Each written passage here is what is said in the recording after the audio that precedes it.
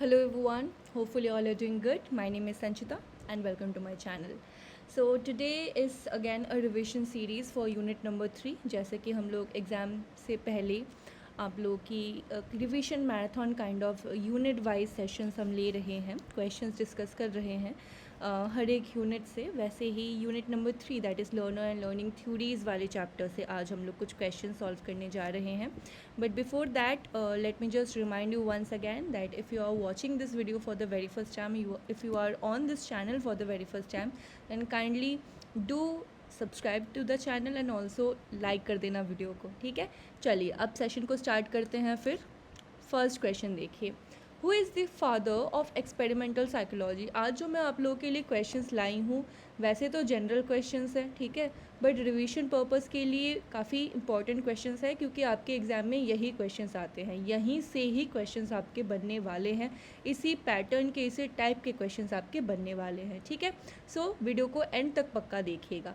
बताइए, अब first question है हमारा, who is the father of experimental psychology. So Wilhelm Wundt, G Jung, Sigmund Freud या फिर इनमें से कोई ना। So we know that the credit for kind of combining experimental kind of combining psychology to science, ये जो श्रेय जाता है वो जाता है विल्हेम वुंड को, जिन्होंने सबसे पहले साइकोलॉजिकल लैब की स्थापना करी थी। कहाँ करी थी? जर्मनी में, लिप्जिग यूनिवर्सिटी में। ठीक है, इसीलिए इनको ये श्रेय जाता है एक्सपेरिमेंटल साइकोलॉजी को या फिर साइकोलॉजी को साइंस से जोड़ने का।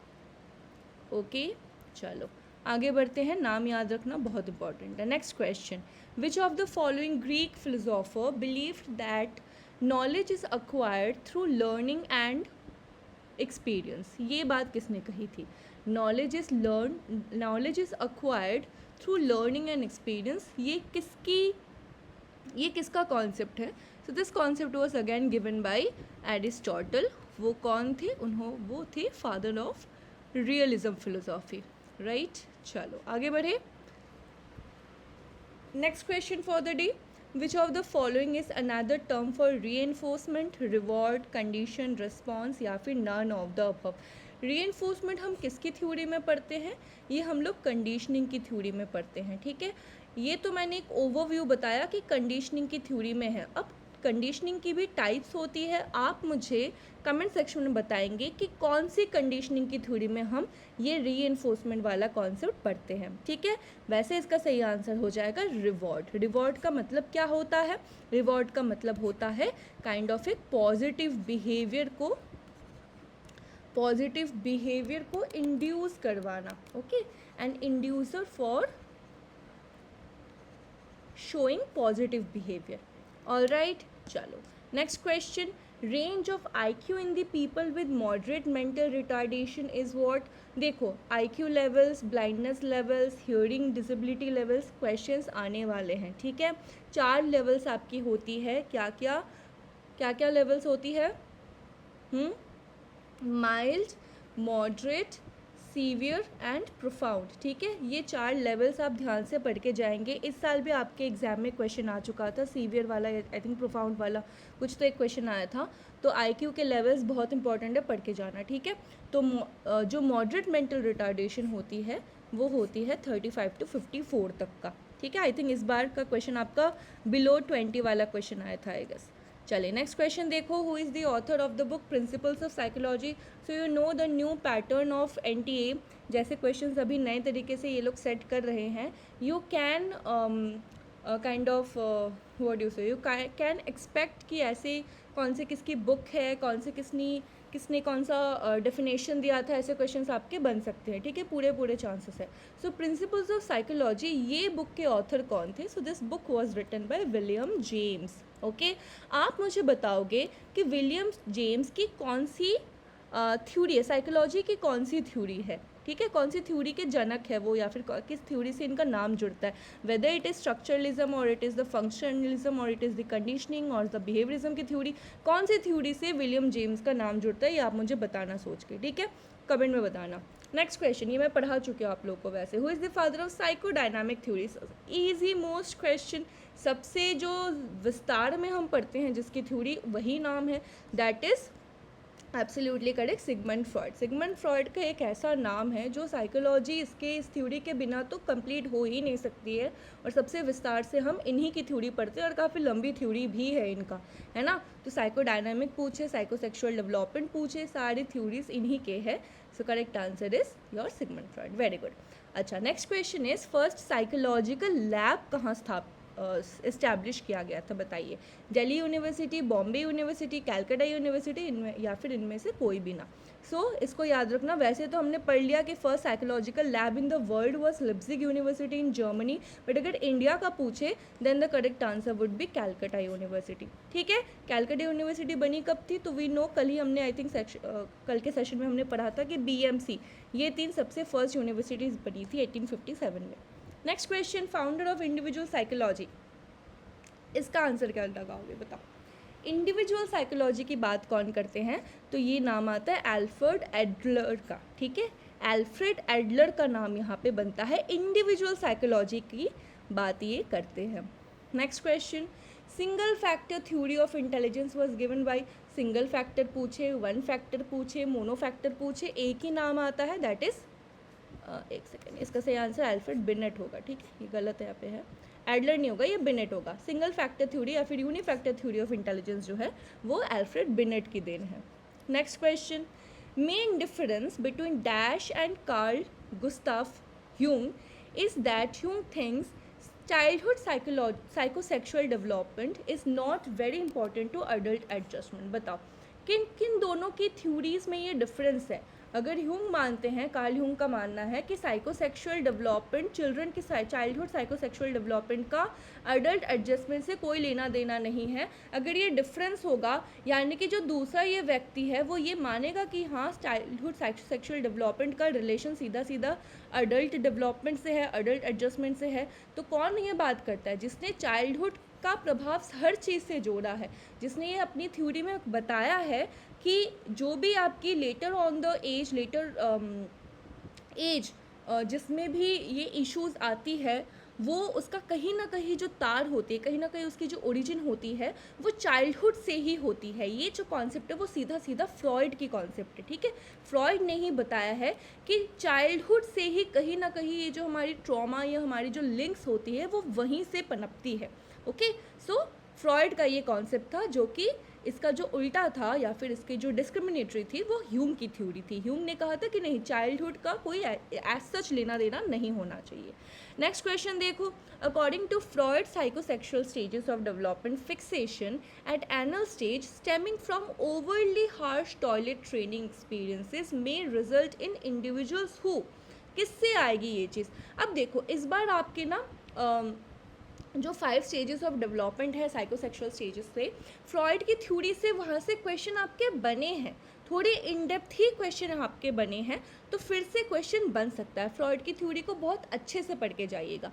Okay, so according to this question हमने पढ़ा है कि 5 स्टेजेस होती है साइकोसेक्सुअल स्टेजेस ऑफ डेवलपमेंट, है ना। Oral, anal, phallic, latent and genital, ये 5 स्टेजेस होती है। अब यहाँ पे पूछा है सेकंड स्टेज के बारे में, दैट इज एनल स्टेज। अगर एनल स्टेज में the psychosexual stages of development fixation at anal stage में फिक्सेशन हो गया। एनल स्टेज में क्या होती है, टॉयलेट ट्रेनिंग होती है, पॉटी ट्रेनिंग होती है, यही सारी चीज़ें एनल स्टेज में होती है। Stemming from overly harsh toilet training experience, तो ये क्या होगा, इसका क्या रिजल्ट हो सकता है। सो वेदर आर एक्सेसिवली और orderly compulsive, can not leave any job unfinished, strive for perfection and neatness in everything, या फिर इनमें से सारी चीज़ें। तो येस, इनमें से सारी ही चीज़ें हो सकती है। अगर बहुत ज़्यादा स्ट्रिक्ट उस बच्चे पे ये चीज़ मतलब कंपल्शन करवा दिया जाए कि बहुत हार्श अगर टॉयलेट ट्रेनिंग करवाया और उसका फिक्सेशन हो गया, तो लेटर ऑन ये देखा जाता है कि बच्चे में ना उस पर्टिकुलर बच्चे में वो थोड़ा सा वैसा ही परफेक्शनिस्ट हो जाता है। उसको बिल्कुल हर चीज़ एकदम point to point, cut to cut चाहिए होता है, कोई भी चीज़ वो आधा छोड़ नहीं सकता है। तो ये कहीं ना कहीं जो उसकी ऐसी ट्रेनिंग हुई थी बचपन में, वो वहीं से उसका फिक्सेशन आ गया है। अब उसको हर चीज़ में वैसे ही परफेक्शन चाहिए, वैसे ही नीटनेस चाहिए, वैसे ही कंप्लीटनेस चाहिए। ठीक है, समझ रहे हो। तो यही होती है आपकी जो लेटर ऑन आपकी कैरेक्टरिस्टिक्स उस आप में डेवलप होती रहती है। ये उसका एक बहुत इंपॉर्टेंट स्टेज बनता है। नेक्स्ट क्वेश्चन देखो, Social learning theory suggests what likelihood that a given behavior will occur in a specific situation depending on the individual's expectancies concerning the outcomes the behavior will produce. Individuals form generalized expectancies concerning the extent to which their own actions determine the outcome they experience. Both A and B या फिर Julian Rotter never proposed the social learning theory. बताइए social learning theory क्या suggest करता है, और इसके बाद मुझे कमेंट में ये भी बताना कि सोशल लर्निंग थ्योरी दी किसने थी. ठीक है, चलो, तो इसका सही आंसर वैसे दोनों ही होंगे. क्या क्या पूछा है क्वेश्चन में देख लेते हैं एक बार. So likelihood that a given behaviour will occur in a specific situation depending on the individual's expectancies concerning the outcomes behavior will produce true, and also the individual forms generalized expectancies concerning the extent to which their own actions determine the outcome. Yes, this is also true. ठीक है, comment में मुझे बताइए ना कि who gave the social learning theory. Okay, चलो next question देखो. Okay, list 1 list 2 दो लिस्ट दी गई है. First list has the names of psychologist and the list 2 consist of their theories. सो कौन सी थ्योरी किसने दी है, कौन से साइकोलॉजिस्ट ने दी है, you have to match them. देखो, मैच द फॉलोइंग के क्वेश्चन, सीक्वेंसेस के क्वेश्चन, असर्शन रीजन के क्वेश्चन, स्टेटमेंट क्वेश्चन आएंगे ही आएंगे. ठीक है, आएंगे ही आएंगे. बहुत सारे मेरे से स्टूडेंट्स पूछ रहे हैं कि मैम इस बार तो बहुत सीक्वेंस आए थे, तो इस बार भी सीक्वेंस ही आएंगे क्या, असर्शन रीज़न नहीं आएगा क्या? कौन बोला नहीं आएगा, क्यों नहीं आएगा, आ ही सकता है. तो लिस्ट, ये बेसिक पैटर्न होता है क्वेश्चन सेटअप के. ठीक है, आपने देखा होगा.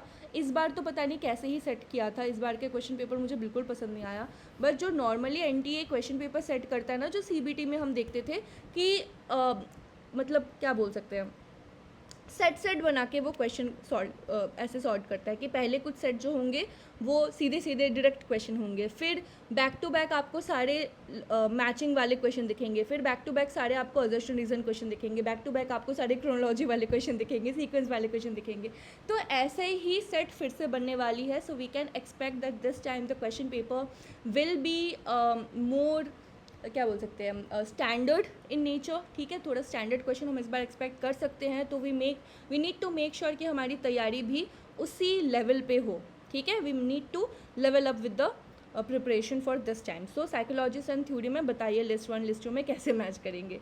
तो देखो, ऐसे क्वेश्चंस में हमें क्या करना होता है, सबसे पहले जो हमें श्योर शॉर्ट आंसर पता है, जहाँ पे हमें तुक्का नहीं लगाना होगा, हम उस आंसर से चलेंगे.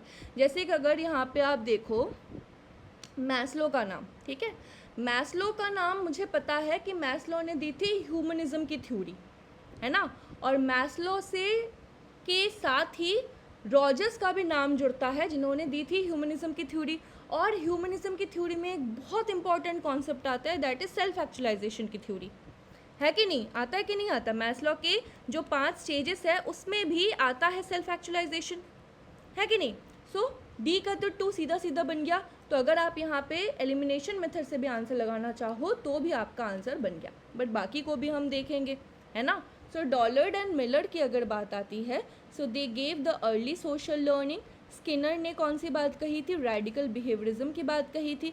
अब देखो, बिहेवियरिज्म है और सिर्फ स्किनर का ही नाम है यहाँ पे बिहेवियरिस्ट में, तो वही आएगा. एंड बांडूरा एंड वॉल्टर ने लेटर सोशल लर्निंग थ्योरी की बात कही थी. ठीक है, तो correct answer here is option number B, absolutely. चलो नेक्स्ट क्वेश्चन.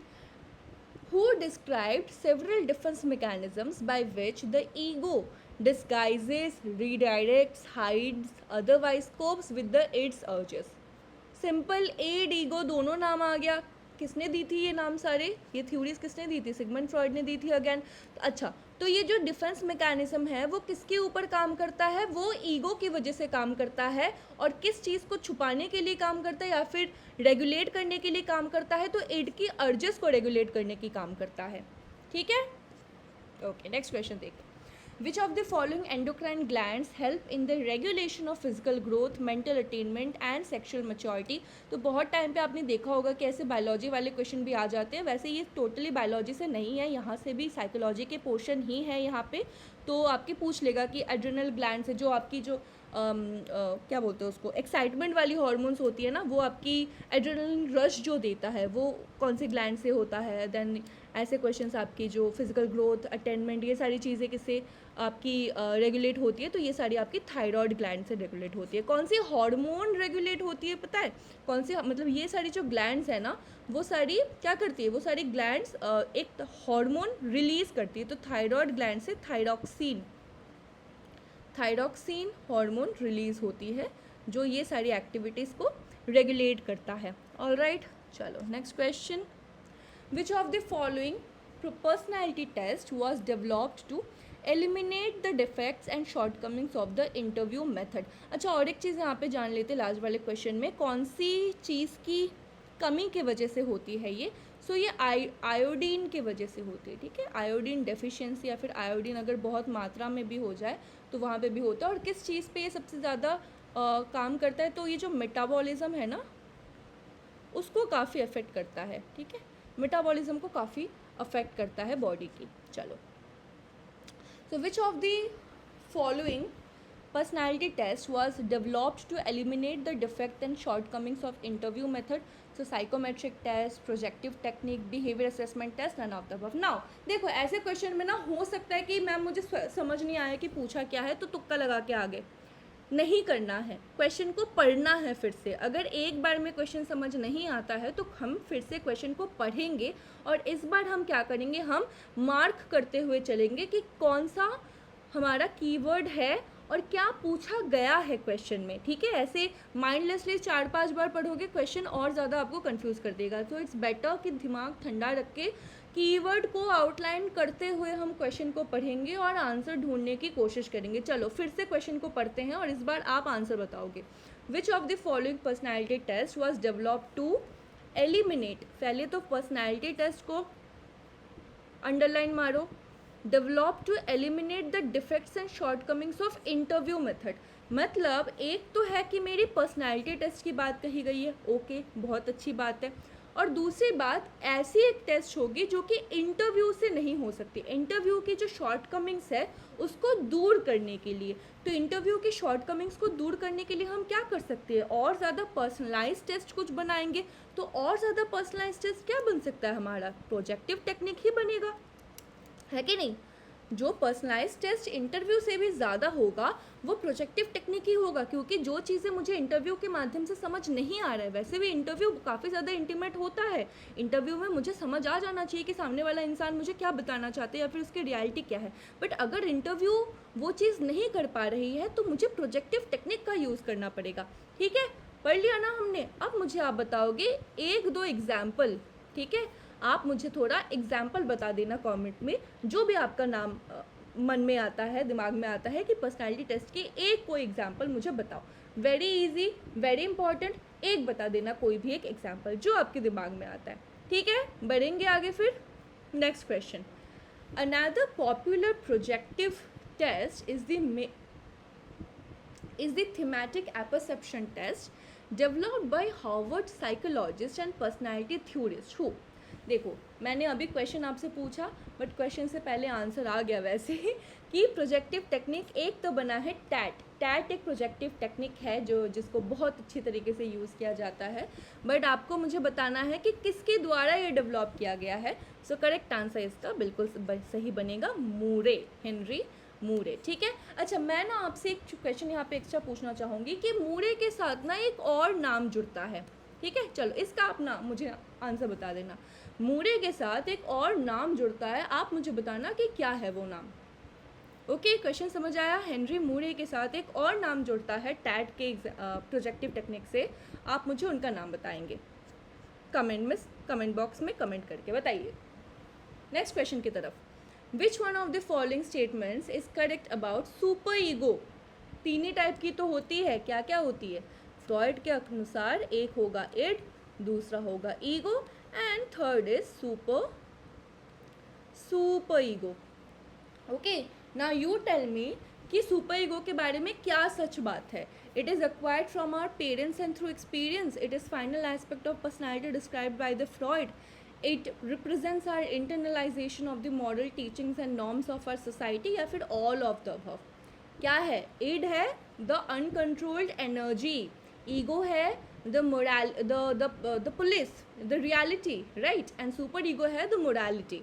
ओके, तो अनुसार इसके सारे ऑप्शंस के अनुसार ऑल ऑफ द अबव सही आंसर होने चाहिए, क्योंकि सभी ना सेम ही काइंड ऑफ सेम ही बात कर रहा है ना। क्योंकि हमारे जो मोरालिटी होती है वो हमारे पेरेंट्स हमें सिखाते हैं ना, कि अच्छी अच्छी चीज़ें, जैसे कि बचपन में हमें सिखाते हैं कि झूठ ना बोलना, किसी दूसरे की चीज़ें बिना पूछे मत टच करना, मत उठाना, मत लेना, राइट। तो ये सारी चीज़ें पेरेंट्स सिखाती है और हमारी एक्सपीरियंस से भी हम सीखते हैं कि क्या गलत है क्या सही है। Then final aspect of personality describe by Freud, बिल्कुल फाइनल एस्पेक्ट ऑफ पर्सनैलिटी होती है सुपर ईगो, जो है वो आपकी एज के साथ आती है। बचपन से आप में ईड रहता है, जब आप एकदम ही छोटे होते हो तब ईड रहता है बच्चे में, फिर धीरे धीरे ईगो आता है, सुपर ईगो एकदम बाद में आता है। क्यों? क्योंकि वो एक मैच्योर्ड फेनोमेनन है ना। And C option says that it represents our internalization of the moral teachings and norms of our society. तो yes, सही बात है, model teaching, norms, virtues, values, ये सारी चीज़ें भी इसमें जुड़ेंगी। Very good. Next question, who defined personality as the dynamic organization within the individual of those psychophysical system that determine his unique adjustment to his environment? बताओ, बहुत easy question है। किसका बात कर रहा है यहाँ पे, किसकी बात की जा रही है यहाँ पे? बिल्कुल ऑलपोर्ट की बात की जा रही है, ठीक है। गॉर्डन ऑलपोर्ट ने दिया क्या था? गॉर्डन ऑलपोर्ट ने दिया था फंक्शनल ऑटोनोमी का कॉन्सेप्ट। इसके अलावा और क्या बताया था उन्होंने दिया था ट्रायड थ्योरी, ठीक है, ऑफ पर्सनैलिटी। चलो नेक्स्ट क्वेश्चन। अच्छा, इसका मुझे बताना कि उन्होंने जो ट्रायड्स थ्योरी दी थी ना, तो उन्होंने अपने थ्योरी में कितने ट्रायड्स की बात कही थी, ये मुझे बताना, कितनी और कौन कौन सी। ओके, अगेन एक क्वेश्चन। चलो next question, dash believed that much of our cultural heritage, that is literature, music, art, is the product of sublimation. कौन बोला? sublimation है क्या? सबसे पहले तो मुझे ये बताओ कि what do you understand by sublimation। तो हमने sublimation कहाँ पढ़ा था? हमने पढ़ा था डिफेंस मैकेनिज्म में, है ना। तो डिफेंस मैकेनिज्म दिया किसने है? हमारे फ्रॉइड बाबू ने दिया था। Okay, so sublimation is Freud. Okay, sublimation होता क्या है? क्या होता है सब्लिमेशन? सब्लिमेशन होता है जब हम लोग अपनी कोई भी नेगेटिव एनर्जी को पॉजिटिवली चैनलाइज करने की कोशिश करते हैं। That is our sublimation defence mechanism. Good. देखो, ये जो मैं साथ साथ से आपको कुछ क्वेश्चंस पूछती हूँ, फिर कमेंट में बताने बोलती हूँ ना, ये क्यों बताती हूँ? क्योंकि एक क्वेश्चन से ना बहुत सारे क्वेश्चंस जुड़े होते हैं। ऐसा नहीं है कि मैंने ये क्वेश्चन पूछा है आपको तो यही क्वेश्चन आने वाला है। इस पार्टिकुलर टॉपिक से कुछ भी रिलेटेड आ सकता है। तो जो भी आपके एक टॉपिक को पढ़ के या फिर एक क्वेश्चन को पढ़ के उससे एडजस्टेंट जितने आपके क्वेश्चंस दिमाग में आते हैं ना, उनको रिवाइज करते चलो। This is the basic, like this is the base और the crux of revision, that how should you do your revision. जब आप खुद भी पढ़ते हो ना, तब भी यही काम करो, ठीक है। टाइम लगा के आप एक चीज़ को क्लियर करने की कोशिश करो। बहुत टाइम पे हम क्या करते हैं, आधा अधूरा ज्ञान लेके चले जाते हैं और फिर ना तो हमारा आंसर बनता है और उल्टा हम अपना टाइम भी वेस्ट कर देते हैं उस पर। तो ऐसा मत करो। जो भी आप टॉपिक पढ़ रहे हो उससे एडजस्टेंट आपको जो भी पॉइंट्स दिमाग में आते हैं उनको फिर से एक बार रिवाइज करते रहो। इसीलिए मैं आपसे ये सारे क्वेश्चंस पूछती हूँ, ताकि कमेंट करते करते आपको वो सारी चीज़ें दिमाग में बैठ जाए कि हाँ, इसके साथ ये भी क्वेश्चन आ सकते हैं, इसके साथ ये भी जुड़ सकता है ना। सो दैट इज़ वाई जब भी आप खुद भी रिवाइज करेंगे, खुद भी क्वेश्चन सॉल्व करेंगे, जो भी क्वेश्चन सॉल्व करेंगे, जो भी उस क्वेश्चन में पूछा है, उसके अलावा आपको उस कॉन्सेप्ट के बारे में, उस टॉपिक के बारे में और क्या क्या पता है, उसको भी काइंड ऑफ एक बार रिवाइज करते जाओ, ठीक है। एक चीज़ एक बार पढ़ के कभी याद नहीं होता, है ना। बार बार चीज़ों को रिवाइज करना होता है। इसी को प्रैक्टिस कहते हैं, इसी को रिविजन कहते हैं। ऑलराइट, चलो नेक्स्ट क्वेश्चन देखते हैं। What theories of personality are concerned with the individual's personal view of the world, his self-concept, his push towards growth और self-actualization? बताओ। देखो, सीधा सीधा इतना सारा सेल्फ दिख रहा है, तो सेल्फ किसने दी है? कौन सी थ्योरी में बताई गई? ह्यूमनिस्टिक की थ्योरी में। जब भी आपको सेल्फ का कॉन्सेप्ट दिखे, self actualization, self concept, self image वगैरह जब भी आपको दिखे, सीधा सीधा आँख बंद करके ह्यूमनिस्टिक थ्योरी होगी। ओके, चलो नेक्स्ट क्वेश्चन देखो। In the phallic stage, again question आ गया आपका साइकोसेक्सुअल डेवलपमेंट से। So in phallic stage boy develop sensual feelings towards its mother, which is known as Electra complex, Oedipus complex, Virginia complex, या फिर इनमें से कोई ना। तो ये किसकी थ्योरी है? ये अगेन फ्रॉइड की थ्योरी है। अगेन ये फ्रॉइड की थ्योरी है। क्या थी फ्रॉइड की थ्योरी? साइकोसेक्सुअल डेवलपमेंट की थ्योरी थी, है ना। कौन सी थ्योरी थी साइकोसेक्सुअल डेवलपमेंट में, कौन से स्टेजेस बताए थे उन्होंने, 5 स्टेजेस बताए थे। उनमें से जो थर्ड स्टेज है दैट इज़ फैलिक स्टेज, उसमें उन्होंने बताया था कि 2 टाइप की ना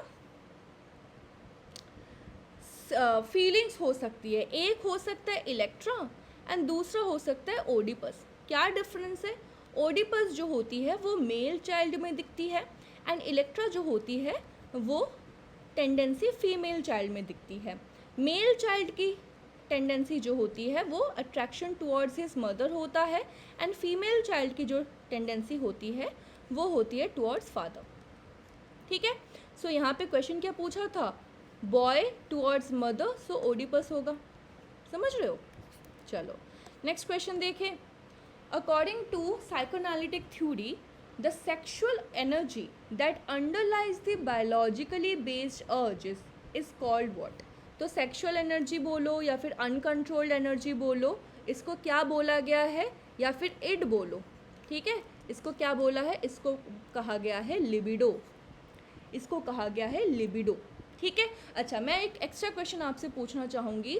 ये हम फ्रॉइड की थ्योरी पढ़ रहे हैं ना, आप मुझे बताओगे कि फ्रॉइड ने अपनी थ्योरी में 2 इंस्टिंक्ट्स के बारे में कहा था कि इंसानों में 2 टाइप की इंस्टिंक्ट्स भी होती है, वो कौन कौन सी इंस्टिंक्ट्स है ये आप मुझे बताना। ठीक है, 2 होती है, आप मुझे बताओ कौन कौन सी। चलो next question.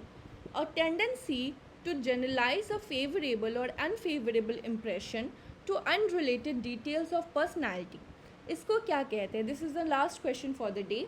A tendency to generalise a favourable और unfavourable impression to unrelated details of personality, what does it call?